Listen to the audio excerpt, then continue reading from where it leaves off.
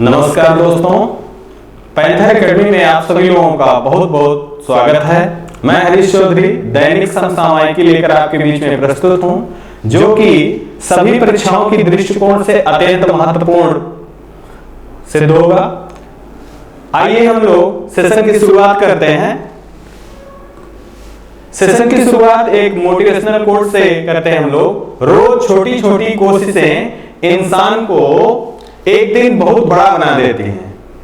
प्रत्येक व्यक्ति को अपने लिए छोटा ही सही लेकिन गोल सेट जरूर करना चाहिए। ये छोटे छोटे गोल जो होते हैं आपके सफलता के लिए मील के पत्थर साबित होंगे और आपको पता भी नहीं चलेगा कि आपकी तैयारी इतनी अच्छी कैसे हो गई और आप इतने अच्छे प्रतियोगी में गिने जाएंगे, जिसका आपको अंदाजा उस दिन होगा जब आपके सामने पेपर आपका होगा, क्वेश्चन पेपर, और आप क्वेश्चन का 100% आंसर देते होंगे। आइए हम लोग सेशन का शुरुआत करते हैं और देखते हैं इस सेशन का पहला क्वेश्चन। आपका पहला क्वेश्चन है, जल जीवन मिशन के द्वारा हर घर जल योजना प्राप्त करने वाला 100वां जिला कौन सा प्राप्त हुआ है? अब आपके पास विकल्प जो है वो आपका हिमाचल प्रदेश है, साथ ही साथ आपका दूसरा विकल्प दिया गया है उत्तराखंड, और तीसरा विकल्प आपका दिया गया है पुरी, और चौथा विकल्प आपका दिया गया है गोवा। इस क्वेश्चन का सही उत्तर जो होगा वो आपका चंबा हिमाचल प्रदेश होगा। अब आइए जल जीवन मिशन से कुछ जानकारी इकट्ठा करें जो परीक्षा के दृष्टिकोण से अत्यंत महत्वपूर्ण है। अगर हम बात करें जल जीवन मिशन योजना की शुरुआत का तो ये प्रारंभ हुआ था 15 अगस्त 2019।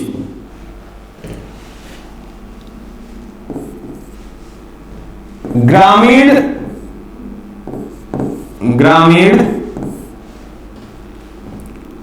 के लिए इसका लक्ष्य जो है 2024 है और शहरी के लिए 2022।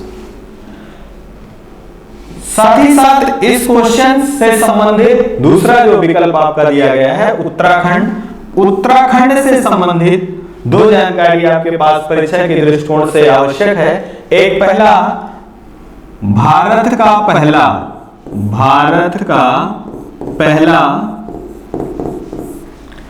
लाइकेन पार्क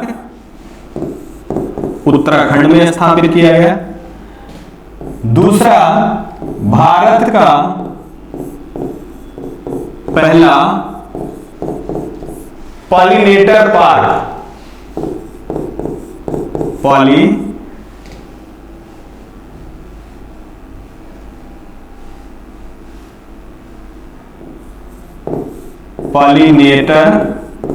पार्क भी उत्तराखंड में स्थापित किया गया।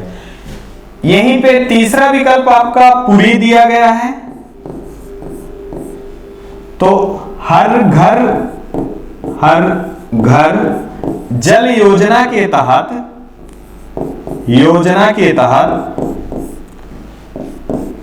100% जल उपलब्ध कराने वाला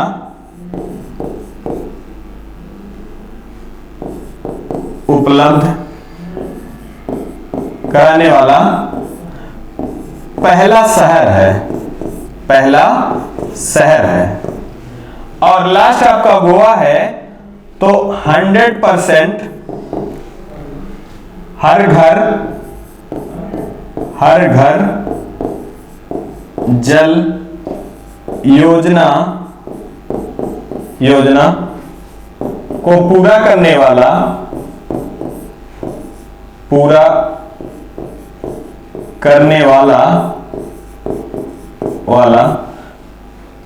पहला राज्य है।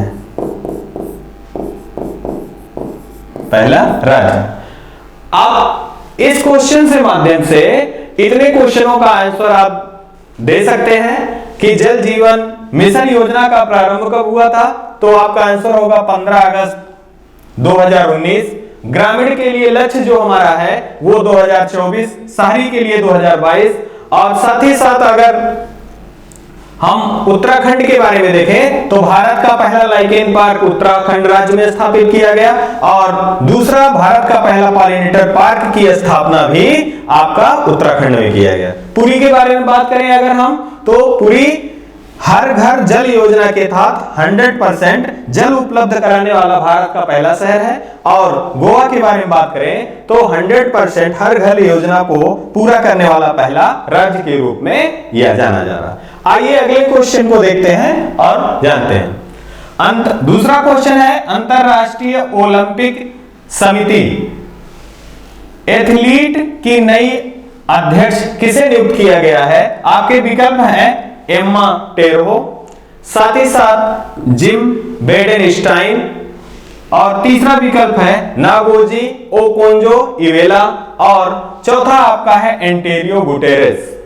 इसका सही आंसर जो आपका है यह है एम्मा टेरो। अब आइए हम लोग अंतरराष्ट्रीय IOC के बारे में कुछ परीक्षा की दृष्टिकोण से इंपॉर्टेंट जानकारी को कलेक्ट करते हैं। तो IOC की स्थापना सबसे पहले जो है 1894 ईस्वी में हुई। इसका मुख्यालय जो है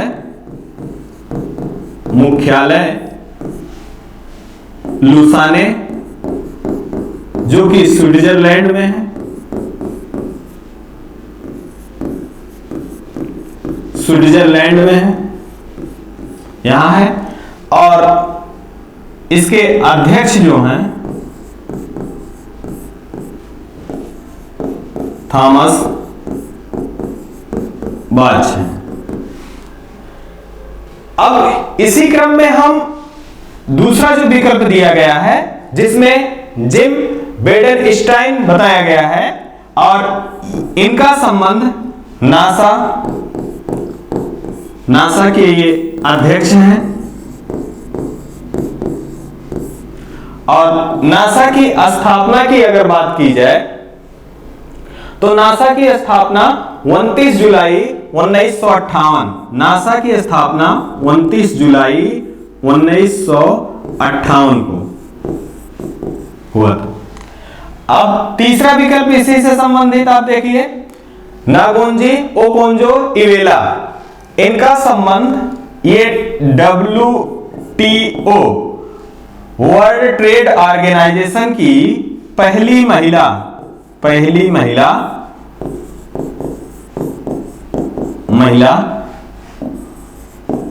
अध्यक्ष हैं। साथ ही एंटोनियो गुटेरेस के बारे में अगर बात करें तो एंटोनियो गुटेरेस जो हैं ये यूनाइटेड नेशन यूएन के 9वें अध्यक्ष हैं। और यूएन की स्थापना जो है ये आपका 24 अक्टूबर 1945 को हुआ था। इस क्वेश्चन से आपके परीक्षा के में जब अंतरराष्ट्रीय मुख्यालय से क्वेश्चन पूछे जाते हैं तो यहां पर इस प्रश्न की उपयोगिता और बढ़ जाती है। यहां पर आपको IOC अंतरराष्ट्रीय ओलंपिक समिति की स्थापना का पता चल गया, नासा के स्थापना क्या पता चल गया, WTO के साथ ही साथ यूएन के अध्यक्ष और स्थापना के बारे में भी पता चल गया। आइए अगला क्वेश्चन लेते हैं और देखते हैं, हाल ही में उर्दू भाषा के लिए किस कवि को साहित्य अकादमी पुरस्कार से सम्मानित किया गया? आपके ऑप्शन है चंद्रभान ख्याल, हिमांशु वाजपेयी, दया प्रकाश सिन्हा और नमिता गोखले। इस क्वेश्चन का आपको उपयोगिता तब ज्यादा होगी जब आपके पेपर में पुरस्कार और सम्मान से क्वेश्चन पूछा जाता है और उस दौरान ये क्वेश्चन उर्दू भाषा से, हिंदी के लिए, अंग्रेजी के लिए, साथ ही साथ आपके साहित्य अकादमी से जुड़े प्रश्नों को जब पेपर में आता है। अब आइए देखते हैं इनका जो चंद्रभान ख्याल जी हैं, इनकी कविता संग्रह है, कविता संग्रह, जिसका नाम है ताजा हवा, ताजा हवा की ताबिशें, ताबिशें, ताजा हवा की ताबिशें। दूसरा आपका इसी क्रम में दिया गया है हिमांशु वाजपेयी का। हिमांशु वाजपेयी को साहित्य अकादमी युवा पुरस्कार, युवा पुरस्कार, युवा पुरस्कार दिया गया। दया प्रकाश सिन्हा जी को हिंदी भाषा के लिए, हिंदी भाषा के लिए सम्राट अशोक, सम्राट अशोक, और नमिता गोखले को अंग्रेजी भाषा के लिए साहित्य अकादमी पुरस्कार दिया गया। अब हम साहित्य अकादमी पुरस्कार से संबंधित कुछ जानकारी इकट्ठा कर लें। तो इसमें देखें साहित्य अकादमी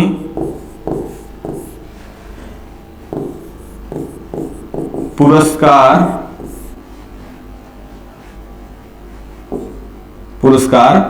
1954 से प्रारंभ किया गया, प्रारंभ किया गया।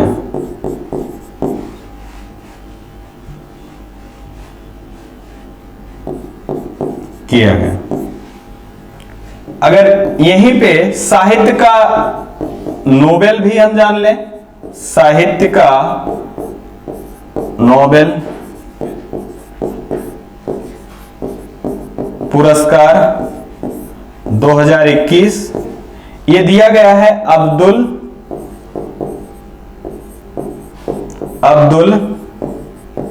रज्जाक गुरनाह को।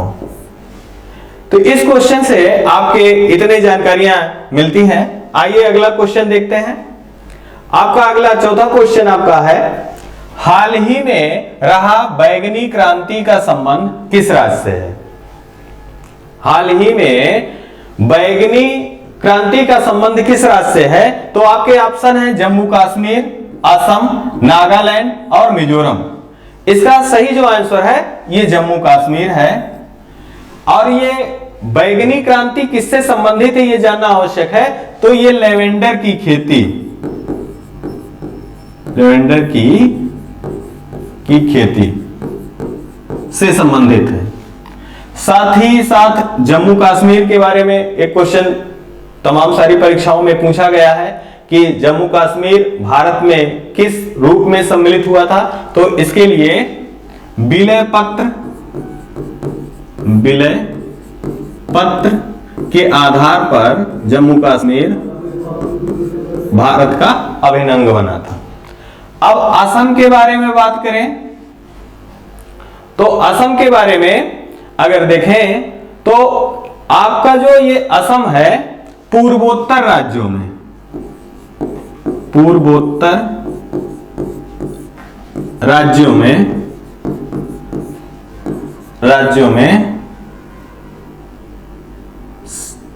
सर्वाधिक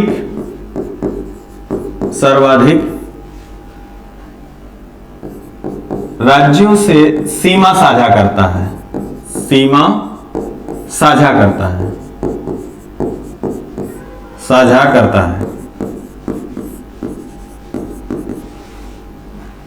नागालैंड के बारे में देखें तो नागालैंड की स्थापना 1963 में हुआ था। और मिजोरम के बारे में बात करें तो अभी 20 फरवरी 1987 में मिजोरम की स्थापना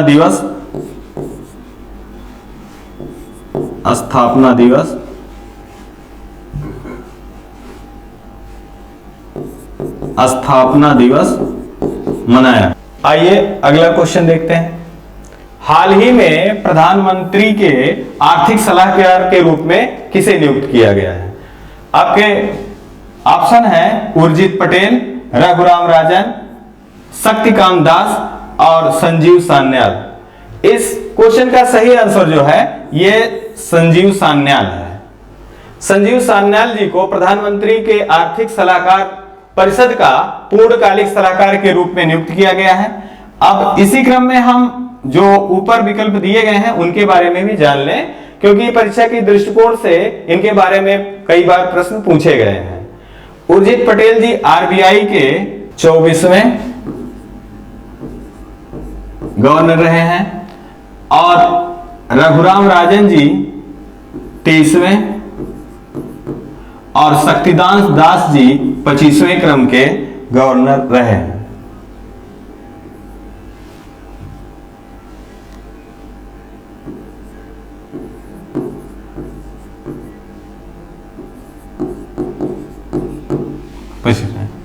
तो इस क्रम से आपके ये इन क्वेश्चनों को आपको जानकारी रखनी चाहिए। हाल ही में किस राज्य में जैव विविधता पार्क स्थापित किया गया? जैव विविधता पार्क के बारे में आपको ध्यान देना है। तो इसमें आपके ऑप्शन है हिमाचल प्रदेश, उत्तराखंड, लद्दाख, अरुणाचल प्रदेश। तो इसका सही आंसर जो होगा आपका हिमाचल प्रदेश होगा। हिमाचल प्रदेश में जैव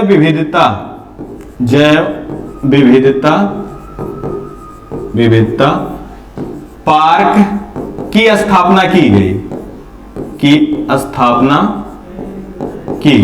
हिमाचल प्रदेश से संबंधित एक जानकारी और भी आपके परीक्षा के लिहाज से आवश्यक है कि हिमाचल प्रदेश 1971 में इसकी स्थापना हुआ था। साथ ही साथ हिमाचल प्रदेश 100% एलपीजी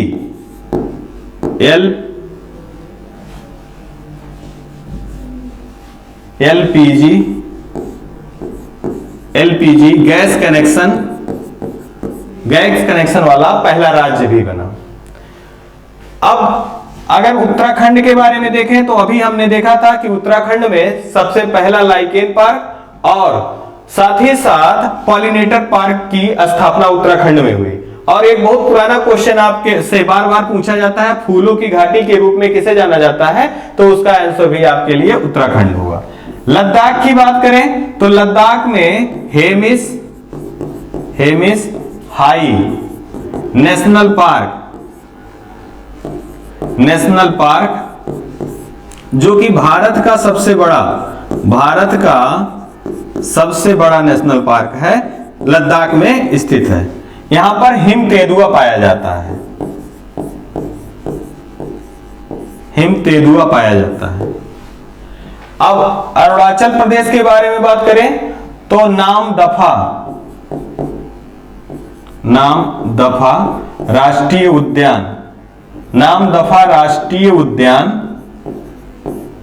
उद्यान अरुणाचल प्रदेश में।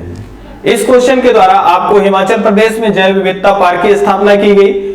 साथ ही साथ उत्तराखंड के बारे में बात करें तो उत्तराखंड में आपको पहले बताया गया कि उत्तराखंड को फूलों की घाटी के नाम से जाना जाता है। उत्तराखंड में पहला लाइकेन पार्क की स्थापना की गई। उत्तराखंड में ही पहला पॉलिनेटर पार्क की स्थापना की गई। इन सारे क्वेश्चन का आंसर आपसे पूछा जा सकता है।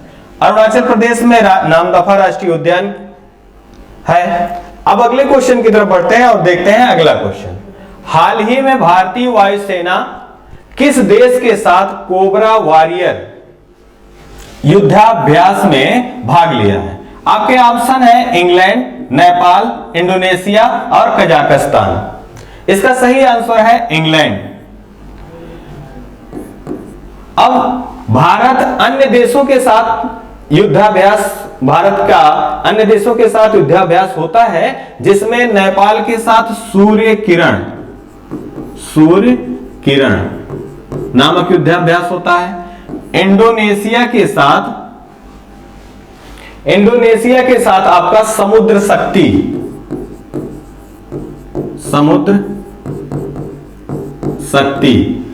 और कजाकिस्तान के साथ काजिंद नामक युद्धाभ्यास किया जाता है। युद्धाभ्यास से भी क्वेश्चन परीक्षाओं में पूछे जाते हैं। अब अगला क्वेश्चन देखते हैं। अगला क्वेश्चन आपका है, राष्ट्रीय विज्ञान दिवस से पहले सप्ताह पर चलने वाले उत्सव का क्या नाम है? आपके ऑप्शन है, अतीत में विज्ञान का उत्सव, आत्मनिर्भर, संस्कृत में विज्ञान और विज्ञान सर्वत्र पूजते। इस क्वेश्चन का आंसर जो होगा वो आपका है कि राष्ट्रीय विज्ञान दिवस से पहले आपके विज्ञान सर्वत्र पूजते नाम के शीर्षक से 22 फरवरी से 28 फरवरी तक ये सप्ताह विज्ञान सर्वत्र पूजते के सप्ताह उत्सव के रूप में मनाए जाने की घोषणा की गई। अब 22 फरवरी से 28 फरवरी तक ये जो विज्ञान सप्ताह मनाया जा रहा है, तो 28 फरवरी को राष्ट्रीय विज्ञान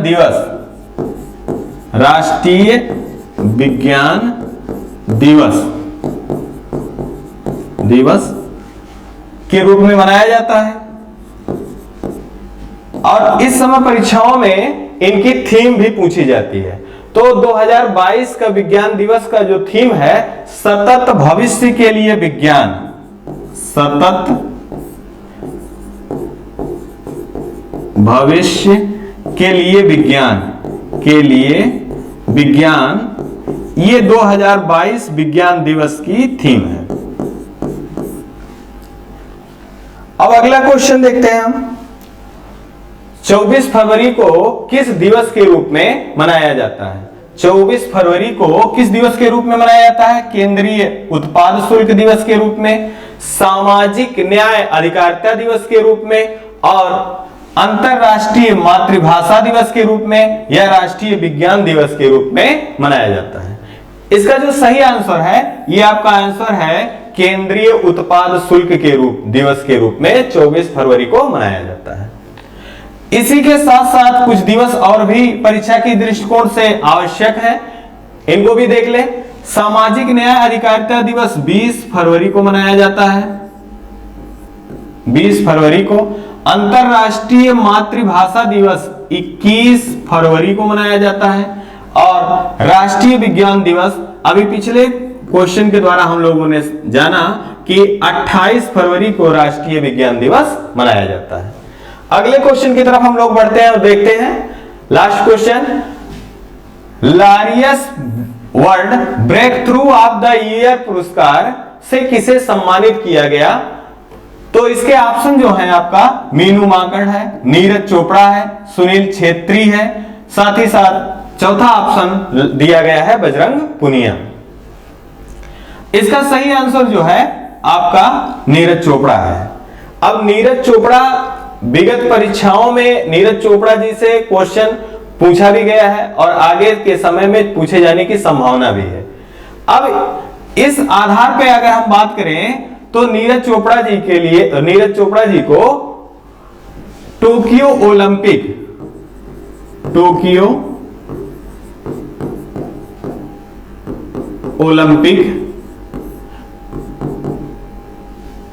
ओलंपिक में गोल्ड,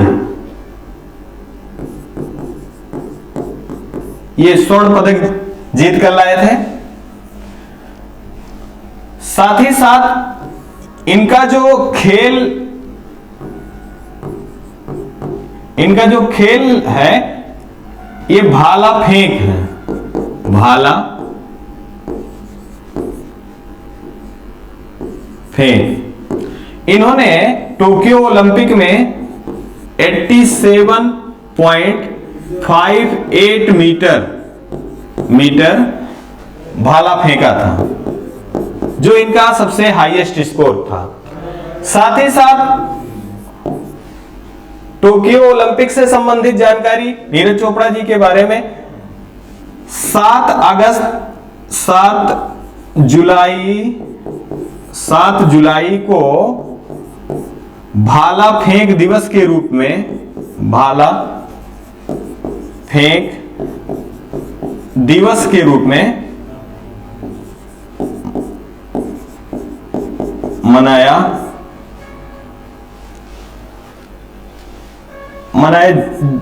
मनाए जाने की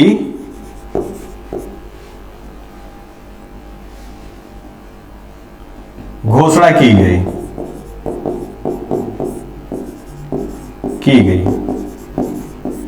अगर यहीं पे आपका पहला ऑप्शन मीनू माकड़ जी को देखें तो hall of fame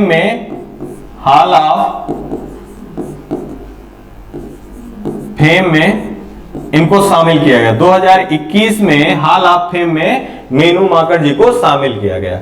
Sunil Chhetri जी ये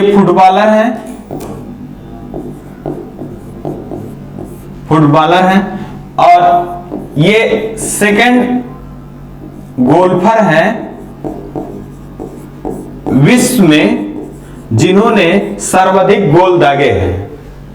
और बजरंग पुनिया जी भी टोक्यो ओलंपिक में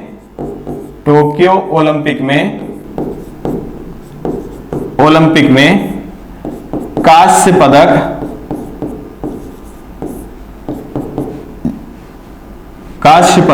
जीता था।